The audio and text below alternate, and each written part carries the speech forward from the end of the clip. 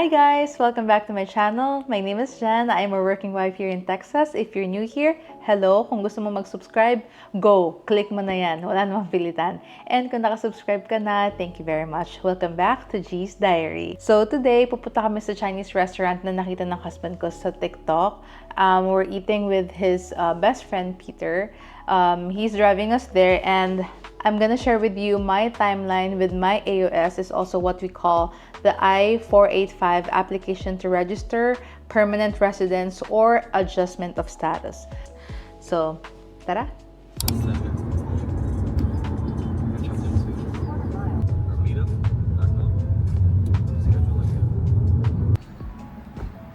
Okay, go. I'm gonna...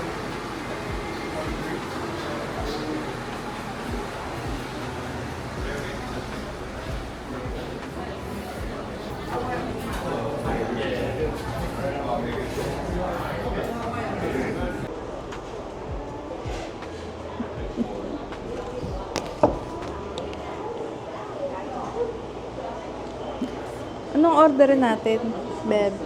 Number 24. Parang this looks good. Pork scallion thumb bun. Tsaka, I want the buns. Yeah, let's do that. 133. Ano yung 27? That's the spicy. Spicy. Bakit spicy? I just like to try it. I was kind of like, Hello, at the end, we're I was here like, in Love's Dumpling House. My husband saw this on TikTok, so we're trying it today with his wife, Peter. Oh, I'm sorry, I'm the wife. I'm the wife. With his best friend, Peter. So, let's see if masarap. Oh, that's a wide thing. Gang. I'm gonna bring that in. Next you want one? Thank you. Welcome. This one.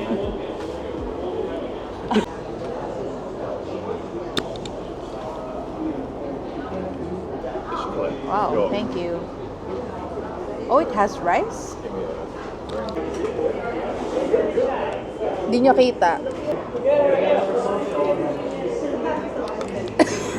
Not bad. Yeah, it's good. It's not that spicy.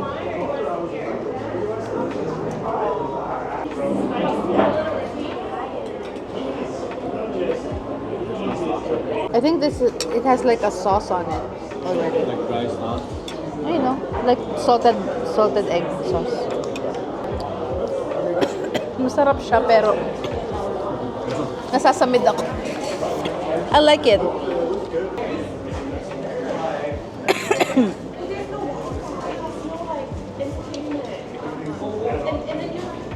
Vlogger time.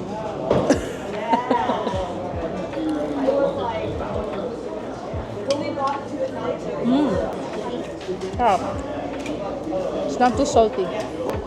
Crispy, not too salty. Love it.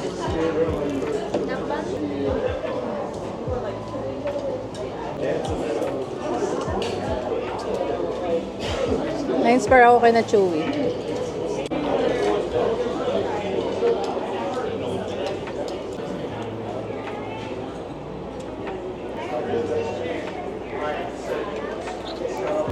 I like it. Para ba siyang ano? But this is not xiaolongbao, right? Because it doesn't have soup inside. No, I think it's still coming out. Huh? It's coming out. Oh, we ordered one? Yeah. Oh, okay. This is called thumb buns. Sarap. Oh, it's so pretty. Ang ganda. There's a specific way. Show us. Oh,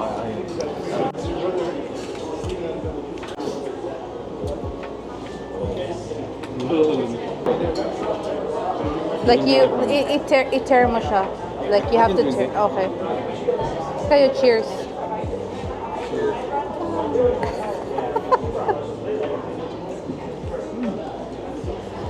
Look at that crust.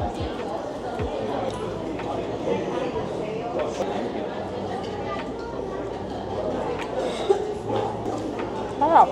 Ulitin mo. Congratulations on your green card. Let's go. Ah!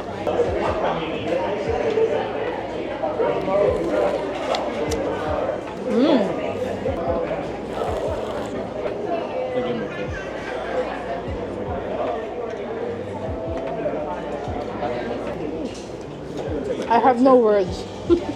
Lahat masarap. Everything, lahat masarap dito. It's not too salty. Just this one's really good. I like it. This is braised pork. Hindi siya, it's not ground pork. So, it's different.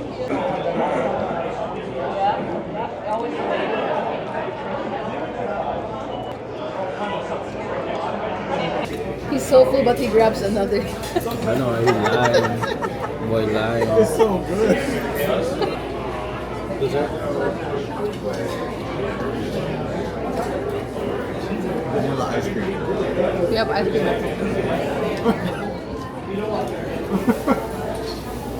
What's that? What's that? The macaroon? Oh, Macaroons? yeah. The older I get, the more that I become my mom. Very sweet. No, in terms of everything. Oh. Like, We have an animal. we have Stop. No running. We were running. We were running.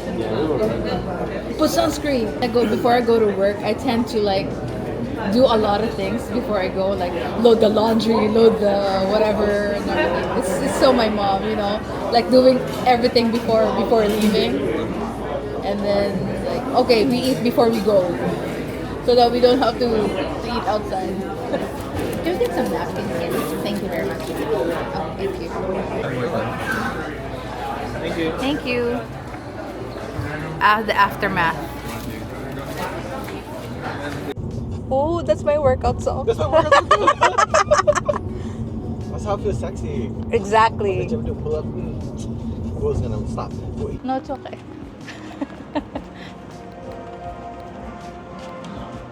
Oh, wow.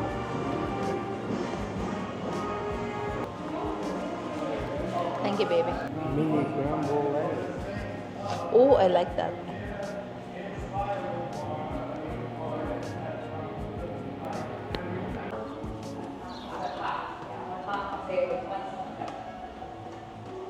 You get the ube and the blueberry cheesecake and the pistachio. You just stole my choice. Today in this vlog, I want to share with you a very good news.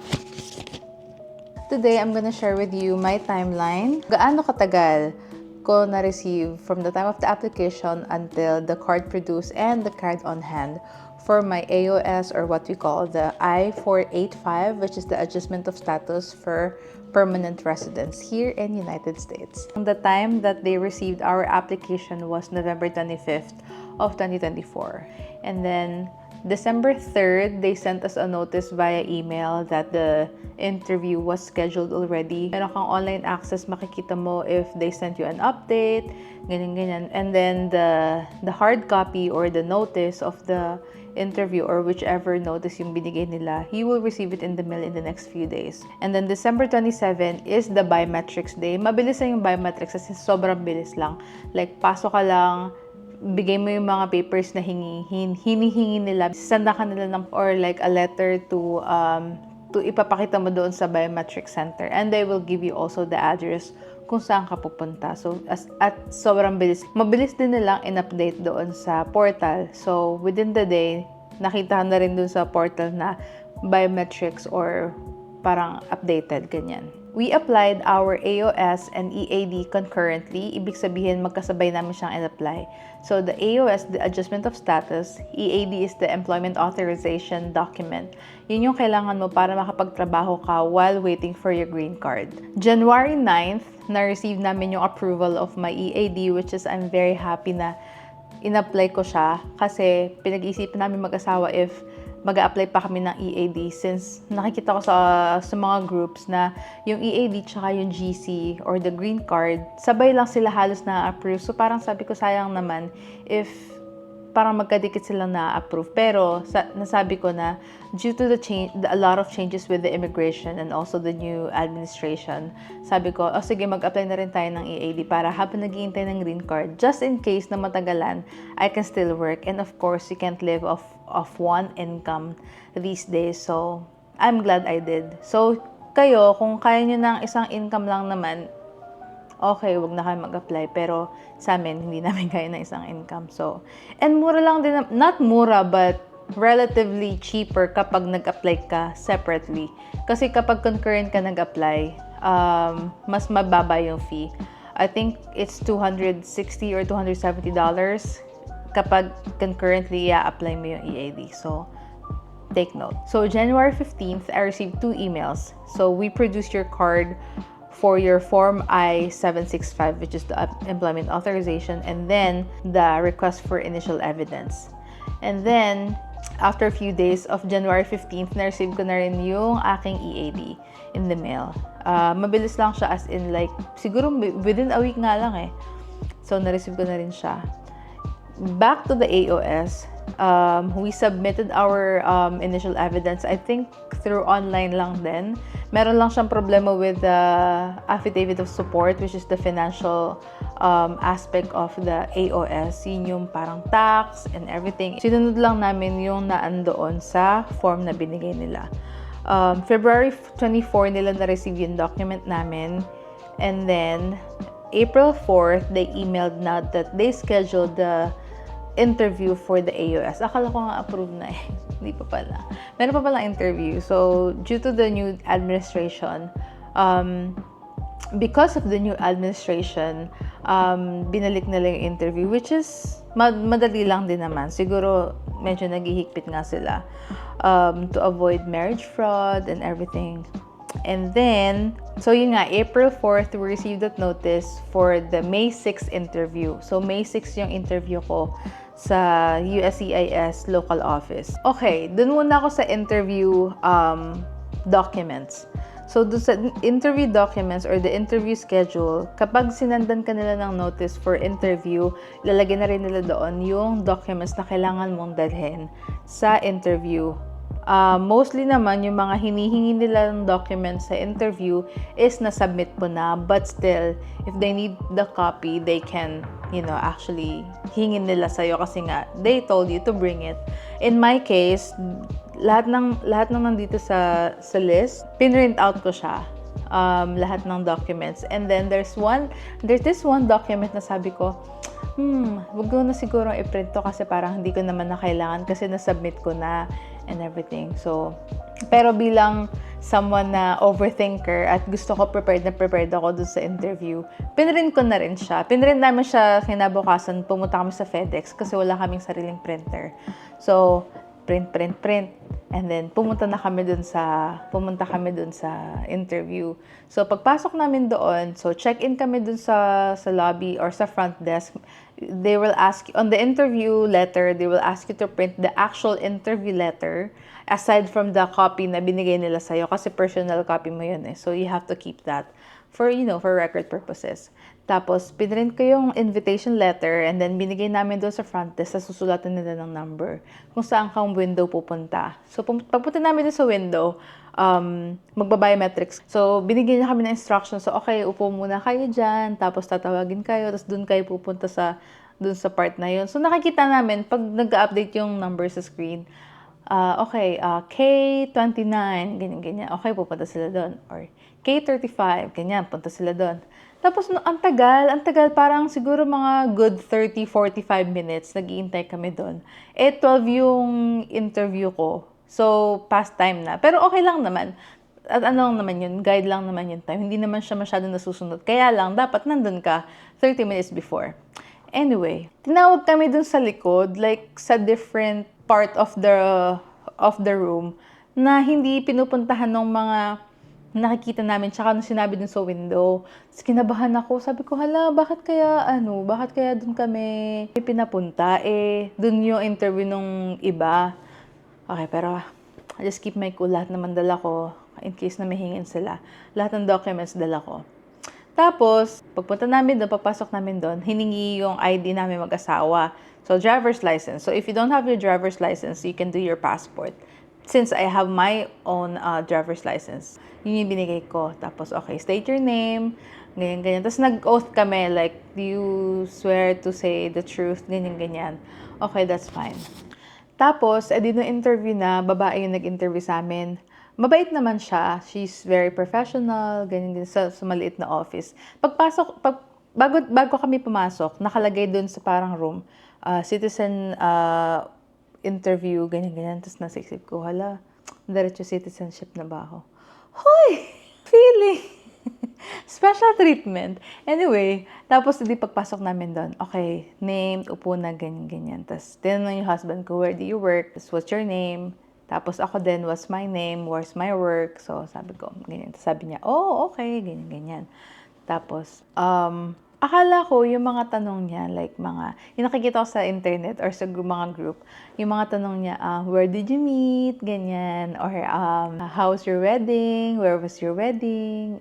Pero nagtanong siya doon ng isang personal, like, cute question. Nagtanong siya na, may plans ba kayo anniversary celebration? Tapos sabi namin, no, not right now. Siguro save money na lang. Tapos sabi niya, okay, that's clever.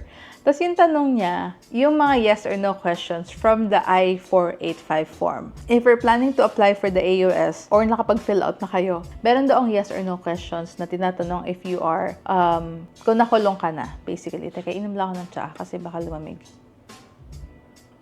Oh, what's the tea?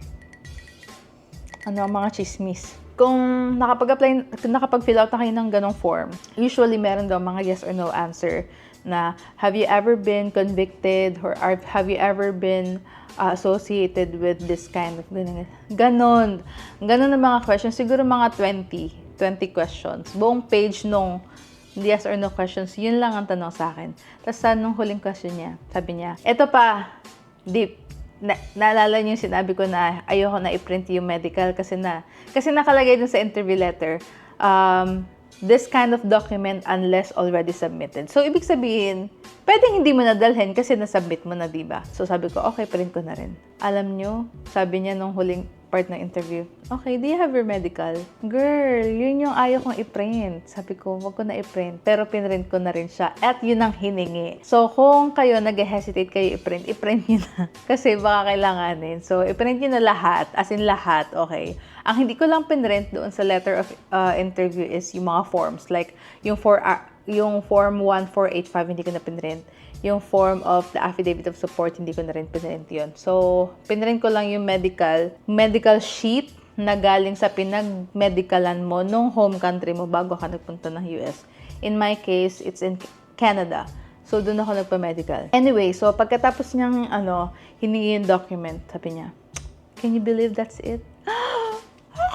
Approved na, sabi niya. You're approved. Congratulations, you're approved. I'm gonna refer this approval, and then you will see that update later on. So, hindi siya nagbigay ng specific time, but she said later on. So, May 7th, kinabukasan, nakita ko sa portal na nag-update na sila ng approve. Pero, pagkalabas namin ng interview place, nag-update na siya, pero parang nilagay lang niya yung medical document or nag-update siya na, okay, interview is done. Pero, hindi pa nakalagay approved. So, May 7 pa siya na-approve. Tapos, akala ko within 1 to 2 weeks ma-receive ko na yung card or mag-update siya na card produce. Hindi pa, natagalan pa siya. So, from May 6th or May 7th approval, June 3 pa siya nag-card produce. And then, I received the card June 6. Yes, Friday. Friday ko na-receive yung card. And, ito na ang card. Yun na yun. Tapos lying around na siya. Charot. So, inside the packet is this information. Welcome to the United States. So, Guide for New Immigrants. So, meron dito mga information about kung paano find a place to live, find transportation. So, yung kung paano mag-settle sa US, basically. And then, tapos, meron din siyang ganito, lagayan ng sleeve. Ito siya, laman nito. Charan. Tapos yung card, yung green card. ito yung picture ko sa biometrics. So, kung magpapa-biometrics kayo, siguraduhin yung maganda kayo sa picture. Bosh! Sino ka dyan? Napakatino ng picture ko. Samantalang sa passport picture ko mga akong tanga. Yun lang! Thank you po for watching. I hope you enjoyed or sana nakatulong itong video ko on our timeline kung gaano katagal namin na-receive yung green card namin. Or yung green card ko pala. And then I think, so 2 years yung validity niya. So 2 years from the time that they approved so May 6th. May 6th yung interview ko. So nakalagay dito, resident since, papakita ko sa inyo. Ayan. So, yan, 2 years validity siya. And then, I think you have to remove the conditions after 2 years so that you can apply for the 10-year green card. And then, after 3 years, I think, 3 years from today or from the time na dumating ako sa US, I can apply for citizenship. Hindi ko alam. Don't quote me on it. I will research that. And kapag fiancé visa, 3 years. Kapag family-based, 5 years. And then, I think yun. So, yun lang. Yun lang. Thank you very much for watching. Please subscribe to my channel and follow me on my social media accounts. I'm on Facebook, Instagram, and TikTok. So, yun lang. Thank you very much. Bye!